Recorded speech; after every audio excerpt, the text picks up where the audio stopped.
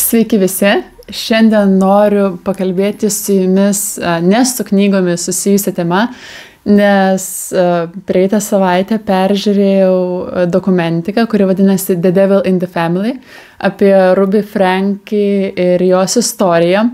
Tai tiesiog noriu išsiventiliuoti, išsikalbėti, nes neturiu su kuo ir galbūt jūs supažindinti su šia byla. Gal jūsų algoritmas kitoks, nesat matę apie Ruby Franke jokių video, nieko nežinot, tad bus puikiai galimybė su jie susipažinti. Papasakosiu nuo pat pradžių. Dokumentika sudaro 3 serijas, maždaug po 50 minučių. Tai dokumentikoje dalyvauja nedaug žmonių. Pagrinde Ruby Franke vyras Kevinas, dukra Shari, sūnus Chad, nes jie jau yra pilnamečiai ir gali papasakoti savo istoriją, kai tuo tarpu kitų 4 vaikų veidai visada yra sulėti video ir jie tiesiog nepilnamečiai, tai jas bandoma taip apsaugoti. Tada berods 3 kaimynų poros ir dar pora policininkų, kurie dalyvavo suėmimo ir kalinimo istorijai. Pradeda istoriją nuo pat pradžių, kai tik Ruby Franke susikūrė savo YouTube kanalą. Tai viskas prasidėjo nuo to, jog jie laukėsi jau 6-ojo vaiko ir buvo lyties atskleidimo video, kuriame tiesiog pjaustė tortą. Ir sekantis video tokie ir buvo, tiesiog šeimyniniai, filmuoti paprastai, važiuoji kur nors, nufilmuoji, pasidžiaugi, įkeli ir tiesiog rinkdavo ten po kelius šimtus peržiūrų.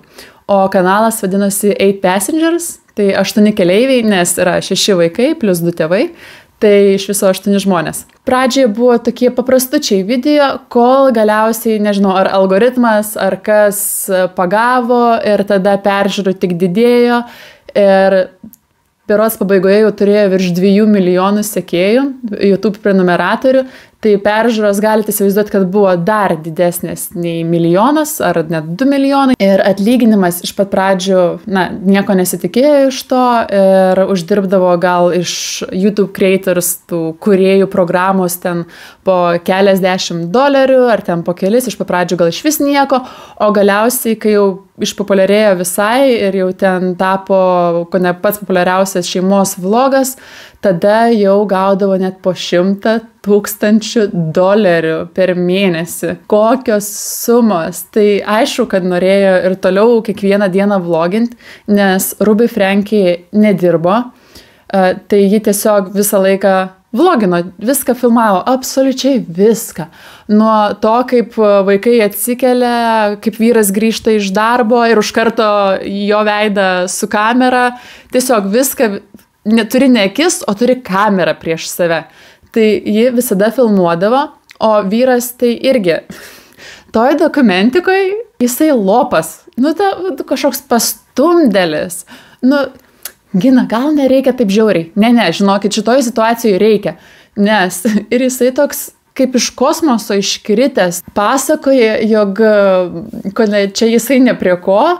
Ir iš vis jam tas vloginimas nelabai patiko, nes visada jo žmona būdavo su kamera, bet galiausiai, kai pradėjo plaukti pinigai į sąskaitą, tai tada jau jisai prisidėjo prie visko ir irgi norėdavo vloginti. Ir pavyzdžiui, video medžiagoj, nes jie pateikė ten 1000 valandų neredaguotos medžiagos, tai tie, kas kūrė dokumentiką, galėjo ją peržiūrėti, tai tas pats vyras kartais bardavo vaikus, jog jie būdavo apatiški ir tiesiog, kad būtų linksmesni tose video ir kad dalyvautų juose. Tai jisai tikrai nebuvo tas, kuris tik sėdėdavo ir žiūrėdavo, jisai pats buvo įsitraukęs. Tačiau pačioj pradžioj jisai, taip man čia nieks nepatiko, nors iš tikrųjų, kai pinigai pradėjo plaukti, tai su viskuo jisai sutiko, nes jis pats buvo dėstytojas, tai gal netiek daug uždirba, bet jeigu prieš tai galėjo išlaikyti 8 asmenų šeimą, tai dabar matyt papildomas pajamos tikrai pravertė. Ir dar reikia privalomai tikriausiai paminėti, nes čia turi labai didelės įtakos, jog jie yra mormonai. Tai Amerikoje, nežinau, kažkoks kultas tų mormonų yra ir dabar vis populiarėja arba vis išlenda vlogerių ir tiktokerių šeimos, kurios yra mormonai. Kartais afišuoja tai, bet dažniausiai nelabai, tai perteikia per savo aplinką, vaizduodami, kokie jie yra pamaldus, koks yra santykis tarp šeimos narių, na, tokia tobula šeima ir tarp kita ko primena, kad jie yra mormonai. Tai supras, kad jeigu taip gyvensi kaip jie, tai, nežinau, būsi labai sėkmingas. Jų gyvenime religija irgi buvo labai labai svarbi, nes jie ir susipažino per mormonus ir po to greitai susitokė, pagimdė pirmąjį vaiką, na ir po to visi vaikai pasipylė. Tai kaip minėjau, iš pradžio visi tie video būdavo tokie kasdieniški.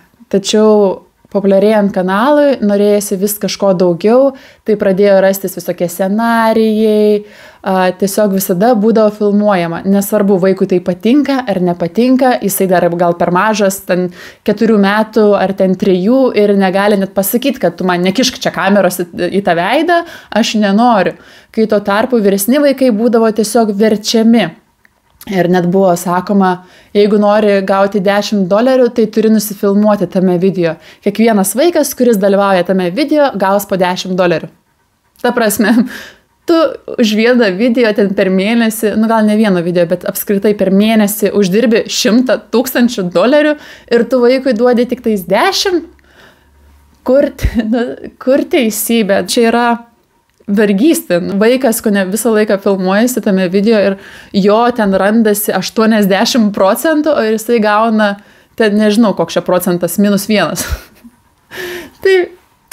Tai va, ir galiausiai daugiausiai vertė filmuoti savo vyriausią sūnų Chad, nes pastebėjo, jog jis labiausiai visiems patinka, charizmatiškas vaikinas, jaunas, nes vlogus dažniausiai žiūri ne tik šeimos, bet žiūri ir jauni žmonės. Pavyzdžiui, aš mokyklai tikrai atsimenu, kad žiūrėdavau keletą vlogerių, tai ir tu jį matai ekrane ir dėl to irgi tos peržiūros vis didėdavo, nes visi labai charizmatiški ir gražus ir tiesiog nuostabi šeima, kurią norisi stebėti.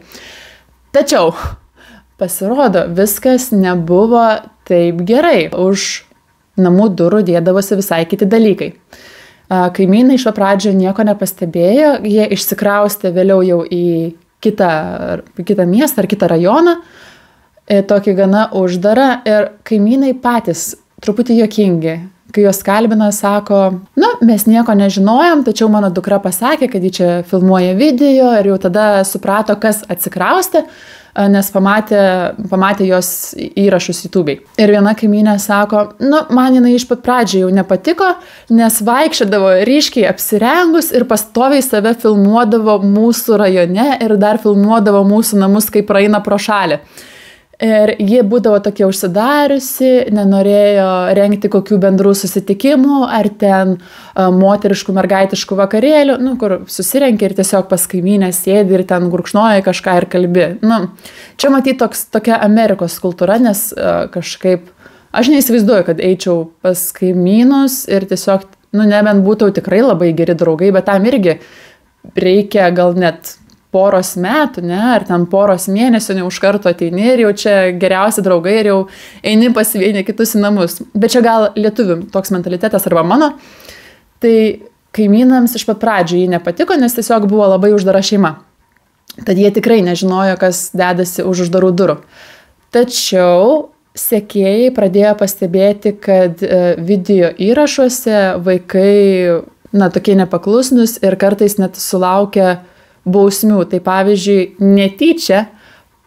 tikrai netyčia, Chad vyriausiam sūnui prasprūdo, jog mama jam buvo atėmusi miegamąjį, tiksliau lovą, visą kambarį ir vertė jį miegoti rūsy ant sėdmaišio 7 mėnesius.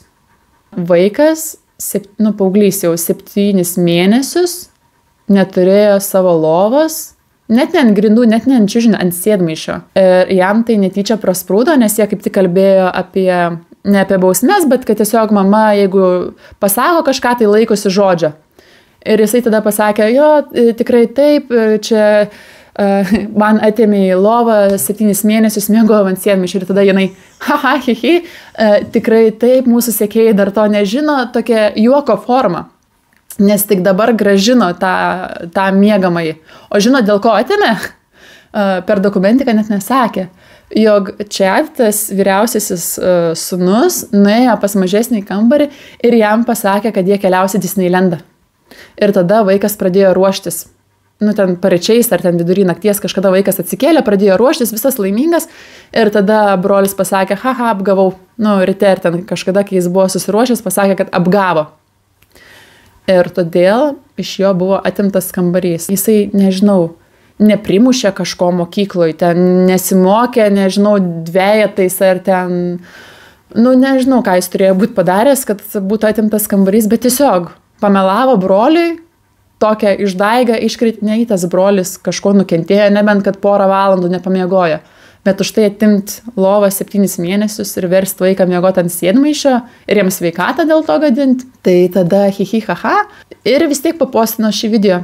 Ta prasme, jinai gali taigi iškarpyti viską, nebūtina viską kelti, bet jinai pasirinko tai palikti ir visiems parodyti. Tai vadinasi, vis tiek įmanė, jog tai yra normalu ir tai yra gera bausmė atitinkanti padarytą žalą. Sulaukė tokių baisių komentarų, ją visiškai cancelino, absoliučiai peržiūros smuko, sulaukė pačių baisiausių komentarų, aišku, tada ir pajamos sumažėjo, nes nebegaudavo tiek pinigų iš video ir tada viskas pakrypo visai kita linkme. Nes jau sekėjam anksčiau kildavo tokių įtarimų, nes kai mama vlogina, tai aišku viską ir pasakoja, pavyzdžiui, nuveža vaiką į mokyklą, po to jau grįžta namo, ten sėdi mašinai, sulaukia mokytojo žinutės, jog atsiprašau, jūs savo vaikui neįdėjote ten pietų, gal galite atvežti, nes jūsų mergaitė, ten nežinau kiek metų, ten kokia 7-8,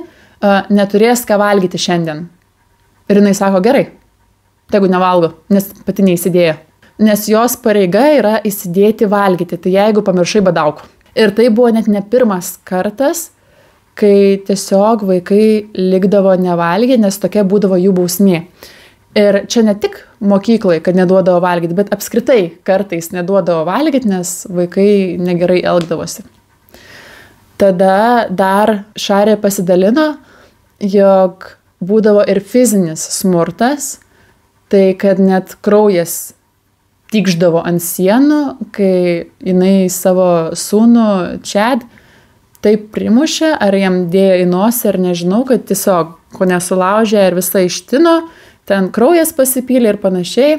Tada Šarė padėjo susitvarkyti, o tai kur tėvas? Jeigu jisai toks prieš viską, kad čia viskas buvo blogai, o tai kur jo pastovėjimas už savo šeimą? Jis grįžta namo ir mato, kad sūnui ko nesulaužyta nosis, visa ištinus, visas mėlynas ir tu nieko. Tai vadinasi, ir jam visos tos bausmės atrodė normalios ir jam viskas tiko.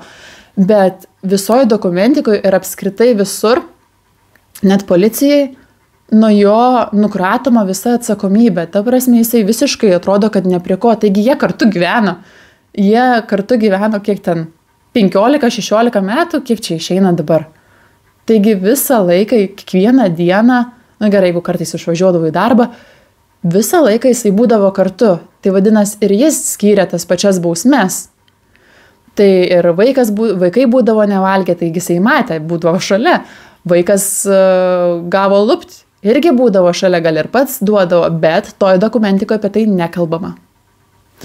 Tai man šitas labiausiai užkliuvo, nes kartais atrodo, kad čia tėvas yra visiškai ne prie ko, toks iš dangaus iškritęs ir tiesiog tik dabar jam žmona užkliūva ir tik dabar apie tai pasakoja. Jie kreipėsi, kai susidūrė su tiek vyresnio vaiko problemų, ten, jog jisai prieštarauja, nenori to daryti, ginčijasi ir panašiai, kreipėsi į psichologę, kurią parekomendavo jos viena draugių, į Judy Hildebrand. Iš pradžių jie atrodė normali, nes psichologija, psichiatrė ar kas į tokie atrodė viskas gerai, vedė ir kitiem užsiėmimus ir tiesiog pagal rekomendacijas, nes taip pat buvo mormonė. Ir tam Chadui visai patiko jį. Tai per manipulacijas, per viską, jinai pati tapo to šeimos patikėtinė, kurią verta pasitikėti ir apskritai, kuri turi teisę auklėti tavo vaikus. Tai vykdavo ten kartą per savaitę berods tie Zoom callai su vyriausiai sūnum ir su ja. Tai kaip ir viskas buvo gerai. po to tėvai įsitraukė į jos visą psichologinę grupę, turėjo savo puslapį ir savo grupę Connections. Ir ten vykdavo atskiros paskaitos moterim, vyram, po to bendri susitikimai. Ir net juos pakvietė tapti tų susirinkimų kaip ir vadovais, pranešėjais. Jie patys turėjo psichologinių problemų šeimoje ir jie be jokio ten psichologinio išsilavinimo ir tu juos pakvieti kaip pranešėjus, kaip grupės vadovus, pasakoti apie savo santykius ir kaip reikia spręsti tam tikras problemas. Bet aišku, kai protingai kalbėti, tai atrodo, kad viskas teisybė. Toj grupeliai, kaip moteris ir vyrai buvo atskirai, tai jų santykiai Ruby ir Kevino labai sustiprėjo, jau čia kone kaip medaus mėnesį pasijautė, tikrai buvo tvirta šeima ir vaikai pastebėjo, kad jie žymiai laimingesni. Ir net porą video buvo, ten kaip jie apsikabinė, ten prie laivo, ar ten bučiuojasi. Nu tikrai atrodė, kad tokie atsigavę. Tačiau viskas pasikeitė, kai Judy Hildebrandt pasakė, jog ji pati turi problemų, nes pas ją namuose dedasi keisti dalykai. Keisti dalykai, tai čia per mažai būtų pasakyta. Pas ją nuvažiavo ir pakvietė gyventi kartu, nes ją kartais apsėsdavo demonas. Čia tikrai istorija.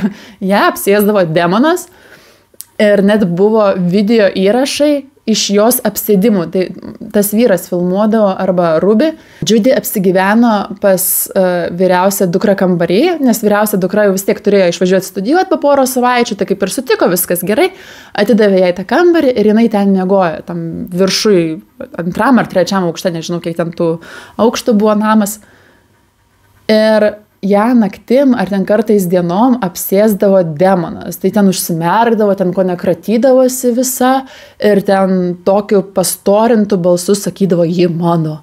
Ten aš ten nežinau, kažką padarysiu, ar ten ji yra mano. Ir ten tokiu storu balsu ir ten, nu atrodo tai kraupiai, nu taip, nežinau, tikriausiai infarktą gaučiau pamačius. Ir iš pradžių visi bandydavo jai padėti, ten net vyras atliko egzorcizmą. Vyras atliko tikrą egzorcizmą. Jisai pasimdavo, nežinau ką pasimdavo, bet ne Biblija tikriausiai, ir skaitydavo, sakydavo Jėzaus vardą visomis kalbomis. Nežinau, kažin lietuviškai sakė, nu bet įdomu. Tai sakė, kad tas Kevinas vyras pasakodavo, kad ta Judy, kurią buvo apsėdę demonas, kad ji tada sureaguodavo, tada pradėdavo ten dar labiau kratytis ir matė, kad kažkokią reakciją iššaukė tas Jėzaus paminėjimas ir dar įvairiomis kalbomis. Galiausiai liko tik viena Ruby, kuri pradėjo rūpintis tą kitą moterimi, tą Judy. Tai sakydavo Kevinui, ne, tu neik, tu pabūk ir aš ją pasirūpinsiu. Ir po kurio laiko pradėjo miegoti vienoj lovoj. Žinot, kur tai krypsta? Aišku, dokumentikai to nesakė, bet esu mačius kitus vaikų interviu, kur jie mano, jog jos dvi buvo meilužės, įsimylėjusios moteris, bet aišku, mormonų religijai tai čia no, negali tai būti ir apskritai tokioj šeimoje, taigi vyras čia pat, ta prasme, vieno aukštų žemiau kitam kambarį miega, o tu čia su kita moterim. Tai ten, man atrodo, dukra pasakojo, jog rado ir masažinio aliejaus, ir žvakių pas tą Judy kambarį, nu, pas savo buvusiam kambarį, dabar jau ten tos moters apsėstos kambarį. Nu, tai įsivaizduojat, ką jos veikdavo, nors iš tikrųjų Ruby sakydavo, jog ramina tą Judy ir ten bando išbūti kartu ir tiesiog kartu išbūti šitą apsėdimą jos. Tai va, tai toks pamišimas, nežinau, man atrodo, nuo to, kai atsikraustė Judy, viskas ir ritosi žemyn, absoliučiai blogąją pusę, Šarė išsikraustė, tada Chad pasidalino, jog žiūri pornografiją ir bučiuojasi kartais su merginomis, pasakė tai Judy pasakė tai pasakyk mamai ir tada mama sako, susikrauk daiktus, varyk lauk. Normalus, ten 17 metų vaikino elgesys, kuris ten, nu gerai, žiūri pornografiją, nežinau kokiu dažnumu, bet, nu, ir ten bučiuojasi su merginom. nu tai čia tikrai dar ne pasaulio pabaiga, gali būti blogiau, bet čia jau jai viskas, limitas, tu turi išsikraustyt lauk. Tai jam dar nesulaukus 18 jisai turėjo išsikraustyt gyventi kitur. Gerai, liko jau 4 vaikai, vyras ir Ruby ir Judy, nu ta apsėsta moteris. Tai kaip dabar atsikratyti vyro? Per tuos psichologinius užsiėmimus, per tas vyrų grupeles, Judy pradėjo ant jos stumti. Tiesioginė to žodžio prasme. Tu čia per daug nori, per daug trokšti moters kūno, čia. Ir pačiai pradžiai, net nuėjusi patį pirmąjį susitikimą, vyras savo žmonai, Kevinas savo žmonai Ruby sakė, čia yra vyrų nekentėjų kultas, sekta. Tai, žinokit, panašiai ir yra. Nes vėliau paaiškėjo, ją įvedus į Google ir peržiūrėjus atsiliepimus, kad labai daug porų išsiskyrė būtent po Judy visų seansų, visų psichologinių paskaitų, visos pagalbos. Tai labai daug moterų tiesiog paliko savo vyrus, o gal ir vyrai paliko moteris, bet tiesiog labai daug šeimų išardė. Ir žinoma, niekas nenorėjo to pažiūrėti. Kažkodėl iš anksto nepasigūglino, tiesiog pagal pasitikėjimą ir pagal faktą, jog yra mormonė. Ir tiesiog viską labai gražiai pas save YouTube įpasakoja.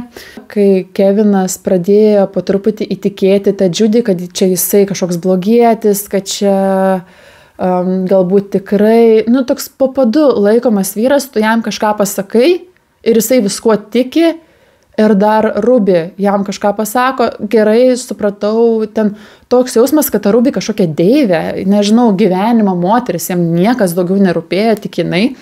Nes nesvarbu tavo vaikai, nesvarbu niekas, svarbiausia ta žmona. O vaikai tai, koks skirtumas. Aš suprantu, kad vyras ir moteris yra šeima ir pagrindinis tas brandolys ir tikrai reikia stovėti vienas už kitą. Ir pavyzdžiui, kai vaikai ginčijasi, tai turi būti bendra viena nuomonė, kad ten negali sakyti vyrui prie vaikų ten, nežinau, kokių keiksmažodžių, kad tu čia toks ir anoks, kai vaikai dar girdi ir panašiai. Bet kad antiek tavo vaikai yra trankomi, ten neduodama jiems valgyti, ten patiria psichologinį ir ten dar visokį smurtą ir tu viskuo sutinki, nes kaip ir tam pritari, nes tavo žmona taip elgiasi, tai vadinas viskas gerai. Tai galiausiai Ruby jam sako, tu turi čia išvažiuoti, viskas. Ta prasme, jie neišsiskiria, bet tiesiog atskirai pagyvens, nes reikia apmastyti savo santykius. Vyras išsikraustė, liko dviese su 4 vaikais, nepilnamečiais mažais vaikais. Ir galiausiai jos su Judy, ta Ruby, Frankie ir Judy Hildebrandt. Aš visada jos pavardę, man atrodo, Hildebrandt. Blogai sakau per šį video, bet supratote esmę. Jos įkūrė Facebooko grupę Moms of Truth ar Mothers of Truth, tipo tiesos mamos, tiesos motinos. Ir ten dalinosi savo visais pastebėjimais ir per YouTube kanalą pervadino Moms of Truth. Tiesiog ten pradėjo piltis visi auklėjimo patarimai. Ir jie tikrai buvo nekokie ir komentarai buvo dar geresni, nes pati mama pradėjo sakyti, jog čia vaikai yra zombiai, juos reikia sutramdyti, jie yra vaikštantys zombiai, iš jų reikia išoperuoti tą demoną, reikia tiesiog išpjauti tą vietą ir išimti. Toks žodynas gana smurtinis. Ne tai, kad ten, jie per daug naudoja telefoną, tai gal reiktų ten kažkaip su jais į lauką išeiti. Ne. Juos reikia išpjauti, išimti kažką ir ten pakeisti. Tai galite įsivaizduoti, kas tikrai vyko už uždarų durų. Tai jų santykiai taip sutvirtėjo, kad Ruby kartais važiuodavo pas tą Judy Hildebrandt į namus visai kitoj valstijai ir palikdavo tuos 4 vaikus vienus namie, uždarytus. Ir jie niekur neidavo. Ir kaimynai tai pastebėjo, kad kaip ir nieko namie nėra, bet po to kažkada eina ir mato, kad vaikai žiūri pro langą. Ten ar vaikas, ar vaikai žiūri pro langą. Po 4 valandų eina ta kaimynė atgal namo ir vėl mato, kaip žiūri tas vaikas pro langą toj pačioj vietoj. Vadinasi, tas 4 valandų net nepajudėjo. o mašinos nėra, mamos nėra, tėtis išsikraustęs, nieko nėra namie. Ir taip būdavo tikrai ne kartą. Ir galiausiai net buvo iškviesta policija, o policija iškvietė vyriausią dukrą Šari, kuri jau gyveno visai kitam mieste, nes mokėsi universitete. Ir vienu momentu mama jos visiškai atsisakė, atšaukė draudimą, atšaukė visas pajamas, vienu žodžiu viską, nutraukė visus ryšius. Šari dar bandė taikyti su mama, važiavo pas ją pakalbėti. Bet aišku, nieko tuo nepasiekė ir tiesiog mama žiūrėjo ją tokia be emocijų, be nieko, o jai verkė ir kaimynė matė, buvusi mokytoja. Šari palydėjo ir matė viską ir Šari rodė nuotrauką, sako, čia mano mama, sako, bet čia kas stovi prie šitų durų nėra mano mama. Galiausiai nieko nepasiekė ir išvažiavo. Tai ji iškvietė tą policiją. Atvažiavo, nežinau, kiek ten tų 2 mašinos policijos, ten 4 policininkai ir kaimynas parašė tam vyrui. Pas tave yra 4 policininkai ir man atrodo, kad nėra tavo žmonos namie, o vaikai namie yra vieni patys. Ką manot, ką vyras padarė? Užblokavo kaimyną, kuris tiesiog norėjo pagelbėti ir pasakyti, žiūrėk, čia vyksta kažkokie negeri dalykai. Tai niekas durų neatidarė. Aišku, kad vaikai neatidarys durų policijai, nežinau, gal jie prigazinti ar dar kažkas. Tai niekas durų neatidarė, orderio, nebus suteiktas orderis, tai negalima įeiti į namus. Ir viskas, policija išvažiavo. Vaikai liko vieni patys namie. Kaip taip? Tu žinai, kad vienas vaikas namie, net 4 vaikai namie uždaryti, neprižiūrimi ir nežinia kiek jau laiko ir tu tiesiog išvažiuoji. Taigi kažkas gali nutikti, gal jie nepaskambina policijai, nes nemoka. Tiek daug scenarijų galimų ir nieko. Ir svarbiausia buvo atvažiavusios CPS vaikų teisės Amerikoje ir išsiklausinėjo aplinkinių, niekas nematė, jog vaikai būtų mušami. Tai vadinasi viskas gerai. Tai viena kaimynė labai graudžiai po to verkė, sako, galėjau pameluoti. Galėjau sakyti, jog mačiau, kaip muša vaiką, nes nežinau, kas dedas už uždarų durų. Tai aišku, kad tu nematei, kaip tą vaiką vanoja. Tu sėdi pas save namie, vaikas kitam name, tai tu nežinai, kas vyksta tenai. Tu gal tik numanai, nes matai, kad jie neišeina, kad ten kažkokie susigūžę vaikšto ar ten dar kažkas. Tai logiška, kad tu visko nematai. Tai ta moteris taip verkė, sako, taip, aš galėjau pameluoti, čia mano yra didžiausia klaida, aš dabar dėl to jaučiuosi kalta. Nes galiausiai viskas baigėsi tuo, jog visa šeima, tiksliau, nežinau, ar 2 vaikai tiesiog buvo išvažiavę tada su Ruby ir Judy pas tą Judy Hillenbrand į namus, o 2 vaikai palikti kažkaip, nesupratau šitos vietos. Sūnus jau dabar vyresnis, nežinau, kiek ten metų, gal 12 ar kiek, ir rodo vaizdo įrašą kito namo kameros. Žinot, tą ring kamerą, kur tiesiog matai, ten kaip paskambina, matai, įsijungia vaizdas, kas ateina ir ką kalba. Tai paskambino į duris ir berniukas matosi, aišku, veidas užblūrintas, bet vis tiek matosi kojos kaip šakaliukai. Ta prasme, tiesiog pagaliukai, visas kūdas perdžiūvęs ten matosi. Ir jisai paskambina į duris ir jau nori nueiti ir senyvas vyras jam tas duris atidaro ir sako, taip, kuo galiu padėti. Tas berniukas sako, man reikia 2 paslaugų. Gal tik vienos, gal galit paskambinti policijai. Tai tas kaimynas sako, prisėsk. Prisėdo, aišku, tas berniukas, jisai skambina policijai, pasakoja situaciją, kad ant vaiko abiejų kojų kulkšnų lipni juosta priklijuota, jog matosi, jog vaikas muštas, jog turi žymių, jog yra visiškai nustekentas ir badavęs. Net vyras pradėjo verkti. Sako, mums reikia policijos, tai iš karto atvažiavo greitoji policija. Tas vaikas papasakojo, jog dar yra sesuo tam name. Tai policija visų pajėgumu ten su tokiais milžiniškais ginklais įsiveržė į namus, tiksliau paskambino į duris, ta Judy Hillenbrand atidarė tas duris, sako, dabar kalbu su advokatė, jūs neturite jokių teisių ir jie ją pastumė, sako, mums dabar jokio arešto, nieko orderio apžiūrėti jūsų namus nereikia. Jie pradėjo ieškoti visus namus, nes ten tikrai milžiniški namai ir galiausiai kaip ir nieko nerado, tačiau buvo seifas su tokiu užsukamas. Ir jos klausė, pasakykit kodą. Neprisimenu, seniai naudojau. Tai tiesiog policininkas bandė atspėti. Atspėjo, kodas buvo 1, 2, 3, 4, 5, 6. Ir rado mergaitę vienam kambarį, ten, man atrodo, vonioj, sėdinčią ant grindų. Jinai buvo nuskusta, vyrai net nesuprato, čia berniukas ar mergaitė.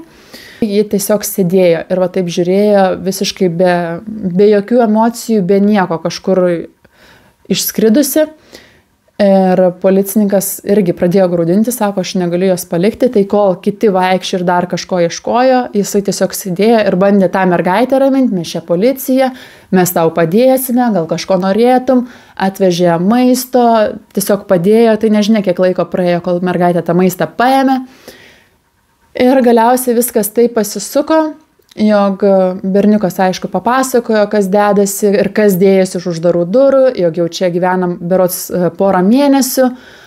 Jie buvo žiauriai mušami, buvo taikomos neadekvačios bausmės, pavyzdžiui, stovėti lauke ir daryti kažkokius darbus, ant žolę ravėti, ar ten žolę pjauti, ten milžiniškam karštį, be jokio pavėsio. Ta prasme, tas karštis tikrai ne ten 25 ir plus, ten tikrai milžiniškas karštis. Tada tiesiog kažkokia bausmė ant batuto visą dieną šokinėti ir matęs, po to galiausiai policija turėjo grįžti po visų pasakojimų dar kartą patikrinti namus. Tai matęs batutas ir ten jau belenkiek prašokinėta, toks mažas batutas, kartais žmonės sportuoja ant tokių. Tiesiog visą dieną turėjo ant jo šokinėti. Tada buvo pririšta prie kojų svarmenys ar kas, ar nežinau, kur buvo pririšti. Ir turėjo tos per tokį taką pasivaikščiojimą tuos svarmenys tempti visą laiką ir turėjo eiti su jais. Kas čia per bausmės? Čia tiesiog koncentracijos stovykla. Čia visiškas kankinimas.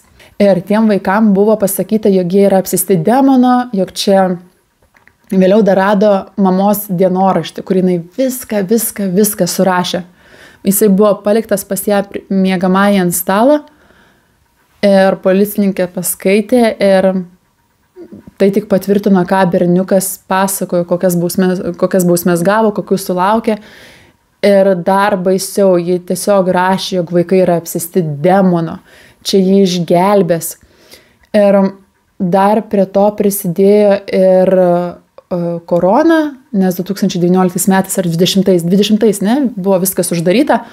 Tai mormonai įtikėjo, kad čia ateina pasaulio pabaiga, jog reikia ruoštis ir panašiai. O čia Ruby ir ta Judy bus išgelbėtojos, ta prasme, ko ne mesijas, žinai, kuris ateina ir visus išgelbėja, tai jos pradėjo ruoštis tam ten maistą kaupti pas Judy namuose. Tai va, tai jos manė, kad yra tos, kurios gali išgelbėti visus, o tie vaikai buvo apsėsti demono, kuriuos buvo privaloma išgelbėti. Ir buvo rašoma, kad jį baus tą vaiką iki pat mirties, tarsi niekada jo nepaliks, jog visą gyvenimą stengsis, kad iš jo tas demonas, tas velnias būtų išvarytas. Tai va, tokia istorija. Čia, jeigu būtų sukurtas filmas apie tai, tikriausiai, nežinau, 80% žmonių tuo net nepatikėtų, sakytų, kad čia visiška fantazija, čia būtų toks trileris, nežinau, detektyvas, dar kažkas, bet toks truputį žiaurokas. Bet čia iš tikrųjų buvo tikras gyvenimas ir, sakau, tėvas absoliučiai nuo visos kaltės yra numuilinamas. Ir geriausias faktas, po visko, kai jau Judy suėmė, Ruby irgi atvažiavo į tuos namus, policija ją suėmė, pasakė jos teisės, jinai visą laiką pratilėjo, bet spėjo paskambinti prieš tai vyrui. Pasakė, mūsų vaikai apsėsti, dabar yra pas policiją, tam policijos komisariate, jeigu nori susitaikyti, nuvažiuok ir paimk vaikus. Ir jisai taip apsidžiaugė, nes čia buvo pirmasis po nežinia kiek laiko pokalbis su žmona, nes mano, kad jam nori atleisti, jog jie dabar bus kartu, jam tai reikia vaikus pasimti. O ką, jisai nuvažiuoja policija ir jam policininkai sako, kad vaikai yra, nežinau, belenkaip išbadėję, joms nebuvo duodama maisto, jie buvo mušami, jie buvo nežinau, ten skriaudžiami. Ir vyras tuo net netikėjo. Jisai nemanė, kad čia tiesa, manė, kad jam meluoja policija, jog tiesiog žmona yra teisi. Ta prasme, tavo žmona teisi, kad tavo vaikai apsėsti velnio, o tau policija sakė, kad tavo vaikai primušti ir tu jais netiki. Ta prasme, sakau, aš noriu taip išsiventiliuoti ant to vyro. Nu, man varšteliai nesueina čia visiškai, kaip taip gali būti praplautos smegenis. Bet čia, nežinau, čia tikriausiai reiktų atskiro video apie mormonus ir apie jų gyvenimo būdą ir apie mormonus internete, nes dabar kuo toliau atrodo, kad tuo jų daugiau. Tai jeigu norit tokio video, tai parašykit komentarą ir tada man pačiai įdomu, nes man visos sektos, kultai, religijos man žiauriai patinka. Ir ypač jeigu pakrypsta ne ta linkme, kurio reiktų. Ir tas vyras, Kevinas, net nebendravo su savo vaikais, nes jam buvo prisakyta nebendrauti. Pavyzdžiui, jam parašė Šarė, jis ją užblokavo. Tau parašo tavo duktė ir tu ją užblokuoji, nes žmona sako nebendrauti. Galiausiai dar Chad sužinojo apie šią istoriją iš vadovės, nes jisai dirbo berods baseino prižiūrėtojų ar gelbėtojų. Jisai dirba ir jam ateina jo vadovė, sako, labai užjaučiu, jeigu reikia kažkokios pagalbos, sakyk, čia labai sunki situacija. Sako, ką? Ir jisai nuvarė prie teliko pažiūrėti ir mato visą istoriją. Ir jisai mato viską ir netiki irgi. Nes jisai irgi buvo įsitikinęs, jog mama žino geriausiai. Ir ta psichologija žino geriausiai. Nes šiaip, nežinau, prieš tave smurtauja, bet tu vis tiek tiki savo tėvais ir manai, jog jie yra geriausi. Man čia truputį nesuvokiama, nes tu toliau tiki savo tėvais. Tai tas sūnus parašė tėvui ir jie galiausiai abu nuvyko į savo buvusius namus ir matė, jog visi daiktai sudėti dėžėse, kad čia toks jausmas, kad čia nieks negyvena. Ir jisai nesuprato, nes to nežinojo. Atėjo kaimynas ir sako, taigi jie norėjo išsikraustyti. Tėvas, ką? Nieks man nesakė, nieks neperspėjo, nenorėjo niekuo tikėti, kol galiausiai kaimynai jį pasisodino ir sakė, kad kalbėjo 6 valandas, kol galiausiai jam išaiškino, kad taip ir buvo, iš tikrųjų viskas taip ir vyko, kaip policija jam buvo sakiusi. Tai Ruby ir Judy gavo po 30 metų kalėjimo. Vaikai dalyvavo irgi teismo salėje, bent jau vyresnieji. Ir Šarė net nežiūrėjo į motiną, nes tiesiog, taigi skambino policijai, bandė perspėti vaikų teisėm, bet niekas nesiklausė. Ir dabar Šarė yra išleidusi knygą apie savo patirtį šioje šeimoje ir labai daug ir garsiai pasisako prieš šeimų vlogus, prieš tokių YouTube video įrašų kūrimą, kur dalyvauja vaikai, kurie negali nesutikti, kurie yra per maži, kad sutiktų, jog juos filmuoja. Ir labai pasisako, jeigu turi filmuotos vaikus, aš nežinau, kokiam aplinkybėm privalo ten daryti tos vlogus, tai kad jiems būtų mokamas atlyginimas ir kad jie būtų kaip normalūs darbuotojai. Nes dabar daugelyje valstijų vis dar nėra to įstatymo, bet kai kurios jau yra priėmusios įstatymą, jog jeigu vaikas pasirodo bent 30% video, jam turi būti mokama kažkokia atlyginimo dalis iš to video, kur uždirba. Pavyzdžiui, jeigu ten uždirbi 100 000 iš video, tai kažkokią ten procentą kažkokį turi, nežinau, gal tada 30 000, turi atidėti į vaiko sąskaitą, kurią būdamas pilnametis jisai galės išsimti ir naudotos pinigus. Tačiau kai kurie tėvai sužinoję, jog jų valstija žada priimti tokį įstatymą, išsikrausto. Ir žmonės nėra durni. Stebėtojai, žiūrovai, kurie seka, kurie būtent žiūri tą kanalą, pavyzdžiui, sukuria video, oi, mes dabar išsikraustame, radome mums labiau tinkantį namą, didesnį ten, švaresnis oras, ten gražesnė gamta, ar dar kažkas, mes išsikraustame ten ir ten. Ir tada prasideda komentarai. Išsikrausto dėl to, kad priėmė tą įstatymą, jog reikia vaikam mokėti pinigus. Ir tai begalės tokių komentarų, nes sakau, žmonės nėra durni, jeigu jūs išsikraustat, didelė priežastis yra dėl to, jog turit vaikui mokėti atlyginimą, o nori tiesiog pasilikti savo. Tai man čia irgi nesuprantama, kaip taip gali būti, jog tu savo vaikui nenori mokėti atlyginimo. Nu gerai ten, į rankas ten, neduosi mažam vaikui 5 metų ten tokių sumų, bet ar taip, kai jisai suaugs, vis tiek reikės kažkaip padėti vaikui, ar ten mašiną nupirkti, ar ten namą, ar ten dar kažką padėti.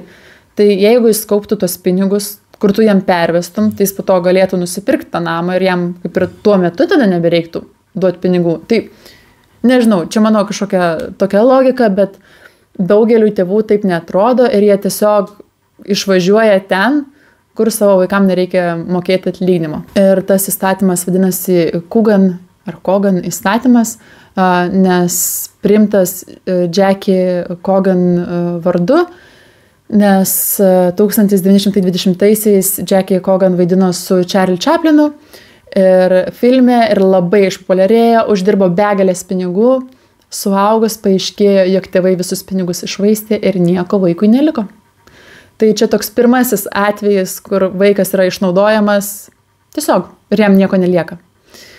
Tai dabar daugelis pasisako prieš tokius šeimų vlogus ir po truputį komentaruose rašoma, ar bent jau bandoma atstovauti tokius vaikus. Esu mačiusi ir tik tokia, jog jeigu mato, kad negerai elgiamasi su vaiku, iškviečia per TikToką, ta prasme pamato, kad negerai elgiamasi su vaiku, ar ten labai purvina, ar ten kažkokios sąlygos prastos vaikui gyventi, kažkokie žmonės iš TikToko tiesiog užmatai ir iškviečia vaikų teisės.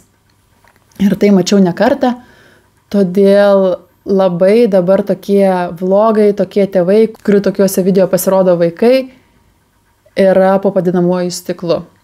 Tai va, tikiuosi, buvo naudingas šis video, sužinojot kažką naujo. Tai va, tai jeigu buvo įdomu ir norit kažkokios kitokios tokio komentaro temos, tai duokit žinot, palikit komentarą, pasakykit, apie ką norėtumėt daugiau sužinoti. Ir tada iki kitų kartų. Čius!